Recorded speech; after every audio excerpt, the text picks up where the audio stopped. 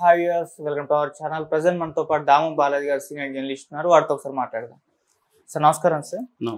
Sir African country అయిన మాలీలో 4 భారతీయుల్ని kidnap చేసినట్టుగా తెలుస్తుంది. సో ఇది ఇప్పుడు విపరీతంగా వైరల్ అయిపోతుంది. మరి ఎవరి 4, వీళ్ళని ఎవరు కిడ్నాప్ చేశారు, ఎందుకు చేశారు, మరి దీనికి సంబంధించి ఎటువంటి ఇన్ఫర్మేషన్ ఉంది? మరి ఇప్పుడు ఇండియన్ గవర్నమెంట్ ఏమన్నా వీళ్ళని రెస్క్యూ చేసే అవకాశం కనిపిస్తుందా? దీనికి సంబంధించి మీరేం చెప్తారు సార్? మాలి అనే దేశం, మాలి అంటే వెస్ట్రన్ ఆఫ్రికా అంటారు. వెస్ట్రన్ ఆఫ్రికాలో ఉండే ఒక దేశం మాలి. ఇందులో 2,30,00,000 పాపులేషను. ఇక్కడ ఒక విచిత్రం ఏంటంటే దాదాపు 47% పాపులేషన్లో 15 ఇయర్స్ కంటే తక్కువ అనమాట. సో అంటే టీనేజర్స్, పిల్లలు ఎక్కువగా ఉంటారు పాపులేషన్లో. మామూలుగా ఆఫ్రికా అంతా కూడా యూత్ ఎక్కువగా ఉంటారు, ఏజ్డ్ పీపుల్ తక్కువగా ఉంటారు. ఎందుకంటే అక్కడ లివింగ్ స్టాండర్డ్స్ అనేవి చాలా పూర్గా ఉంటాయి. సో దానివల్ల స్పాన్ ఆఫ్ లైఫ్ ఏదైతే ఉంటుందో అది చాలా తక్కువ ఉంటుంది అనమాట. చాలా దేశాల్లో ఇప్పటికి కూడా 50-55 ఆ ప్రాంతంలోనే ఉంటుంది. అందువల్ల మనకి యూత్ ఎక్కువ కనిపిస్తారు, ముసలి వాళ్ళు తక్కువ కనిపిస్తారు ఆఫ్రికన్ కంట్రీస్లో. మాలి కూడా అటువంటి ఒక పూర్ కంట్రీనే. సో ఈ మాలీలో ఇప్పుడు ఒక వార్త ఏంటంటే మొన్న 6th 6వ తేదీ ఈవినింగు ఒక ఎలక్ట్రికల్ ప్రాజెక్ట్లో పనిచేసి 5 మంది ఇండియన్ వర్కర్స్ని కిడ్నాప్ చేశారు. ఎవరు చేశారు అనేది అనౌన్స్ చేయలేదు. అంటే మామూలుగా అయితే కిడ్నాప్ చేసిన వాళ్ళు మేమే చేసాము, ఇందుకు చేసాము అని అంటారు, కానీ చేయలేదు. ఎక్కడ చేశారంటే ఇది కోబ్రీ అనే ఒక ప్రాంతం ఉంది, ఆ కోబ్రీ ప్రాంతంలో చేశారు. అయితే ఇక్కడ ఏంటంటే కోబ్రీ ప్రాంతంలో 2 రకాల టెర్రరిస్ట్ ఆర్గనైజేషన్స్ పనిచేస్తున్నాయి.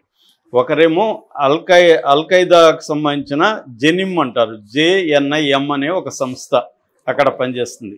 ఇది ముస్లిం టెర్రరిస్ట్ సంస్థ. రెండోదేమో ISIS, అది కూడా ముస్లిం టెర్రరిస్ట్ సంస్థ. ఈ 2 ముస్లిం ఉగ్రవాద సంస్థలు ఆ ఏరియాలో పనిచేస్తున్నాయి అన్నమాట. ముఖ్యంగా KS అండ్ క్రీటా కారిడార్ అంటారు, ఆ ప్రాంతంలో ఈ 2 పనిచేస్తున్నాయి. కాబట్టి ఈ 2 సంస్థలు కిడ్నాప్ చేసి ఉండొచ్చు అనేది అనుకుంటున్నారు. యాక్చువల్గా జూలైలో కూడా మన ఇండియన్స్ని ఒక డైమండ్ సిమెంట్ ఫ్యాక్టరీలో నుంచి 3 ఎత్తుకెళ్ళారు. అప్పుడు కూడా నేను వీడియో చేశాను. సో ఎత్తుకెళ్ళి అప్పుడు ఎందుకు ఎత్తుకెళ్ళారంటే ర్యాన్సమ్ కోసం. ర్యాన్సమ్ అంటే డబ్బులు ఇస్తే వీళ్ళని వదులుతామనేది చెప్పారు. ఇప్పుడు కూడా అదే ఉండొచ్చు అనేది అనుకుంటున్నారు. బేసిక్గా ఏంటంటే కిడ్నాపులు అక్కడ ఎక్కువ జరుగుతుంటాయి.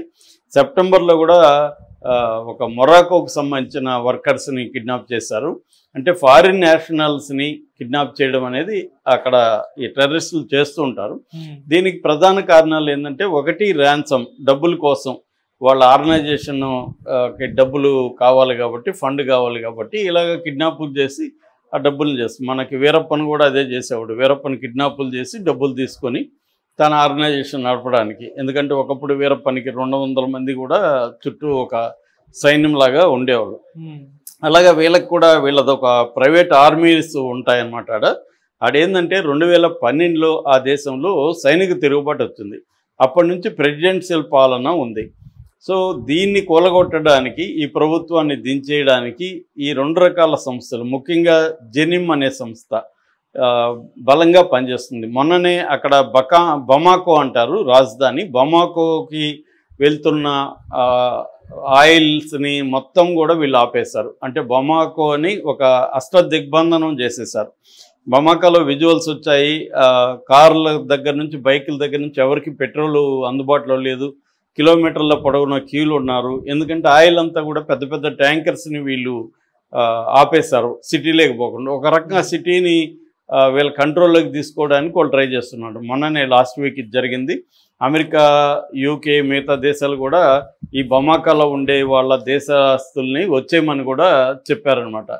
ఆ స్థాయిలో అక్కడ తీవ్రవాదం పెద్ద స్థాయిలో ఉంది. అంటే రాజధానిని తమ కబ్జాలోకి తీసుకునే స్థాయికి అక్కడ తీవ్రవాద సంస్థలు ఉన్నాయన్నమాట.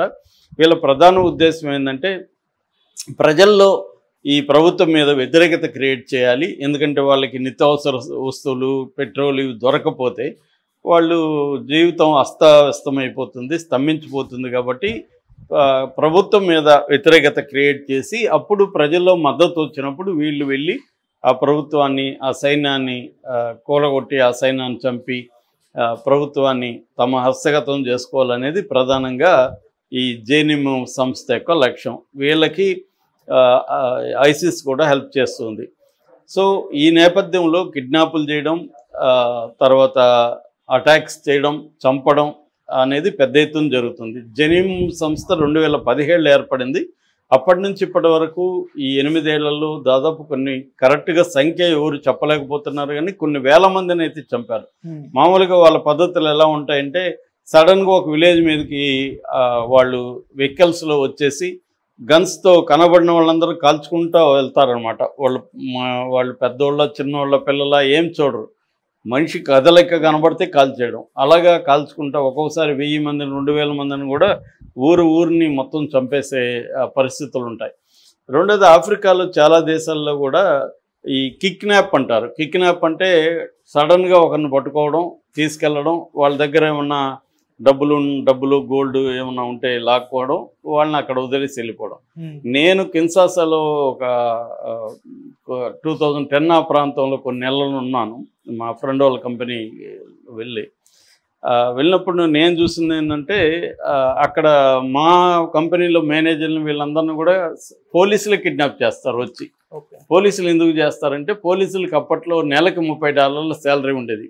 అది అక్కడ లైఫ్ కాస్ట్ ఎక్కువ, సో డబ్బులు ఉండవు. అందుకని ఇండియన్స్ని కిడ్నాప్ చేస్తే డబ్బులు ఇస్తారు కదా, సో వీళ్ళే పోలీసులే వచ్చి కిడ్నాప్ చేస్తారు. అప్పుడు మనం ఎవరు కంప్లైంట్ ఇవ్వాలి? మిలిటరీకి ఇవ్వచ్చు అనమాట. అక్కడ అంటే పోలీసులు తప్పు చేస్తే వాళ్ళని శిక్షించడానికి మిలిటరీకి అధికారం ఉంటుంది. మిలిటరీకి కోర్టు కూడా ఉంటుంది, పోలీసుల్ని శిక్షించవచ్చు ఆ కోర్టులో. సో మేము ఒక మిలిటరీ పర్సన్ని మాకు రక్షణగా పెట్టుకున్నాం, ఆయనకి మంత్లీ డబ్బులు ఇచ్చి. సో ఆయన ఉన్నాక కొంత తగ్గిందన్నమాట. నేను ఇంకొక అతను కూడా డీజీపీని కలవడానికి వెళ్ళాం కిన్షాసాలో. ఆ డీజీపీని కలవడానికి వెళ్తే ఆ డీజీపీకి మా మీద కోపం వచ్చి మా ఇద్దరి మీద మమ్మల్ని కిడ్నాప్ చేయించాడు. అంటే వాళ్ళ పోలీసులు మమ్మల్ని తీసుకెళ్ళి ఎక్కడో ఒక స్టేషన్లో రోజంతా పెట్టుకొని ఫైనల్గా $2000 మా దగ్గర తీసుకొని మమ్మల్ని వదిలేరు ఈవినింగ్కి. సో ఇలా ఉంటుంది అనమాట. అంటే ఆఫ్రికాలో చాలా దేశాలు ఏంటంటే ఒక క్రిమినల్ గ్యాంగ్స్, టెర్రరిస్టులు, ఒక అరాచకం అన్న వ్యవస్థలు అక్కడ ఉండడం అనేది చూస్తున్నాం మనం. సో దానివల్ల ఏంటంటే ఇండియన్స్ జాగ్రత్తగా ఉండాల్సిన అవసరం ఉంది. బేసిక్గా ఏంటంటే ఇండియన్స్ని వాళ్ళు చంపడం తక్కువే, కానీ ఎక్కువగా ర్యాన్సమ్, ఈ ర్యాన్సమ్ ఇవ్వనప్పుడు చంపేయచ్చు. అమ్మది కూడా ఒక యూట్యూబర్ వాళ్ళని ఇంటర్వ్యూ చేయడానికి వెళ్ళాడు, ఈ టెర్రరిస్ట్ని. వెళ్తే అతన్ని కిడ్నాప్ చేశారు. అతన్ని కిడ్నాప్ చేసి అతను ఇట్లాంటి రిస్కీ వీడియోలో చేస్తుంటాడు అనమాట. అతన్ని కిడ్నాప్ చేసి అతన్ని కూడా డబ్బులు అడిగారు.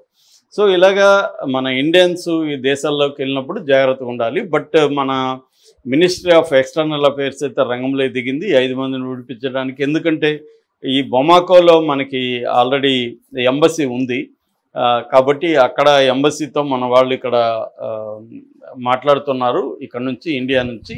సో వాళ్ళు ఎవరు ఏంటి ఎలా చేశారు అవన్నీ చెప్తున్నారు. అక్కడ పనిచేసే కంపెనీ కూడా ర్యాన్సమ్ ఇవ్వడానికి కూడా మేము రెడీ అంటున్నారు. ఓన్లీ ర్యాన్సమ్ అయితే ఇబ్బంది లేకపోవచ్చు. ఒక్కొక్కసారి ఏంటంటే పొలిటికల్గా మేము ఇక్కడ ఉన్నాము మా ఉనికిని చాటుకోవడానికి కూడా కిడ్నాపులు చేస్తారు. ఇంకోటి ఏంటంటే ఫారిన్ నేషనల్ చేయడం ద్వారా ఆ ప్రభుత్వాన్ని కొన్ని డిమాండ్లు పెట్టి, అంటే ఫర్ ఎగ్జాంపుల్ ఈ టెర్రరిస్ట్ సంస్థల వాళ్ళు ఎవరన్నా జైళ్ళల్లో ఉంటే వాళ్ళని విడిపించుకోవడం కోసం ఫారిన్ నేషనల్స్ని కిడ్నాప్ చేయడం కూడా చేస్తారు. అట్లాంటివి జరిగినప్పుడు మాత్రం కొంత ఇబ్బంది. ఎందుకంటే ఆ దేశంలో ఉండే ప్రెసిడెంట్ వాళ్ళు అడిగిన ప్రిజనర్స్ని రిలీజ్ చేయకపోతే మన వాళ్ళని చంపేసే అవకాశం కూడా ఉంది. సో ఇప్పుడు మనకి అక్కడ గాజాలో కూడా 2023 అక్టోబర్లో వాళ్ళు వచ్చి అటాక్ చేసి కొంతమందిని తీసుకెళ్లారు కదా బందీలు. దానికి ప్రధాన కారణం ఏంటంటే అక్కడ పాలస్తీనా వాళ్ళని కొంతమందిని ఇజ్రాయిల్లో జైళ్ళల్లో పెట్టారు. వాళ్ళని రిలీజ్ చేస్తే మేము రిలీజ్ చేస్తామన్న దానికోసం వాళ్ళు కిడ్నాప్ చేసి తీసుకెళ్లారు. సో ఇలాగా ఉంటే మాత్రం మనకి కొంత ఇబ్బంది. ఒక్కోసారి ఈ ప్రభుత్వాన్ని అస్థిరపరచడానికి, డీస్టెబిలైజ్ చేయడానికి చంపడంతో పాటు ఫారిన్ నేషనల్స్ని కిడ్నాప్ చేయడం కూడా కనబడుతుంది. సో దీంట్లో ప్రధానంగా బలయ్యేది ఇండియన్సే. మిగతా వెస్టర్న్స్ తక్కువగానే ఉంటారు. వెస్టర్న్స్ని తరిమేయాలనే ఒక అజెండా కూడా ఈ సంస్థలకు ఉందన్నమాట. సో ఈ కారణాలలో ఏ కారణంతో చేశారనేది మనకి కరెక్ట్గా తెలీదు. ఏదేమైనా ఇండియన్ ప్రభుత్వం అయితే ఈ 5 మందిని విడిపించడానికి సీరియస్గానే ట్రై చేస్తుంది. ఏం జరుగుతుందనేది చూడాలి. Okay sir, thank you so much.